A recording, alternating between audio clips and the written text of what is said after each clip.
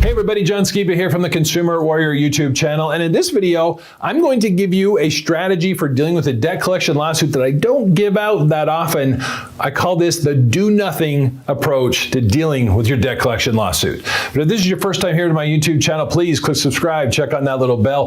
That way you'll be notified each and every day when I put out a new video that'll help you deal with your serious debt issues. All right, let's talk about debt collection lawsuits.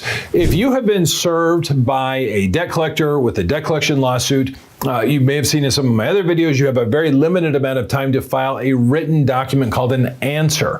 It's usually found in the summons. You have 20 to 30 days to file this answer, and if you don't, a default judgment will be entered where they will not only give them everything they're asking for, but usually interest, attorney's fees, court costs, and once they're armed with a judgment, they can cause all kinds of havoc in your life. They can garnish wages, bank levies, they can lien real estate, and cause you a lot of problems.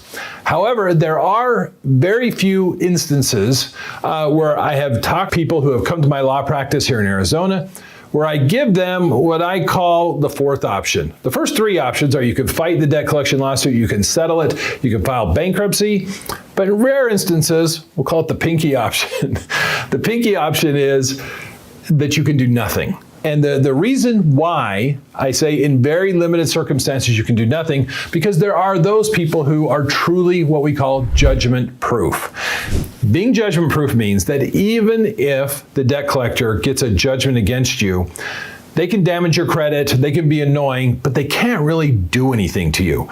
And that's because there are certain types of income that are protected under federal and state law. For example, if your income is Social Security, whether it be retirement or disability, those funds are protected under federal and state law from garnishment. So if the creditor gets a judgment against you and your only source of income is Social Security, you're not going to have to worry about bank levies or garnishment because those funds are protected. Further, if you don't have any real estate, if there's nothing that they can lien, like a home or vacant land, anything like that, it doesn't matter if they get a judgment because there's not a whole lot they can do to it. So what you have to look at, and this is a situation, the do nothing situation is something you absolutely need to have an attorney evaluate for you and determine if it's a good option, because there may be certain things particular to your state where they can go after you. And not only that, if your situation were to change. So for example, civil judgments in Arizona are good for 10 years, a full decade.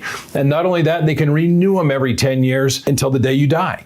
And so if your situation maybe right now is a situation where you're judgment proof, but 10 or 15 years from now, you may not be judgment proof, that's when you really want to look at those other three options of fighting the lawsuit, settling it, or filing bankruptcy on it, because the pinky option, again, of doing nothing, while right now they may not be able to do anything, 10 years down the road, they might be able to do something and cause you some problems there.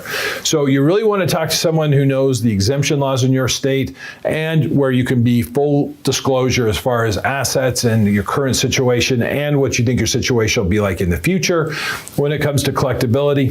Because if that is the situation, if you're truly judgment proof and things are not going to change, even if you don't do anything, there may not be a whole lot they can do to you. Again, they can damage credit and be annoying, but as far as them actually taking anything from you, their options may be very limited. If you're in the state of Arizona and you want some help with your debt collection lawsuit, check out the information below. I also have some links to some tutorials and templates and information I have that can help people in all 50 states as you deal with debt collection lawsuits. Thanks for watching today.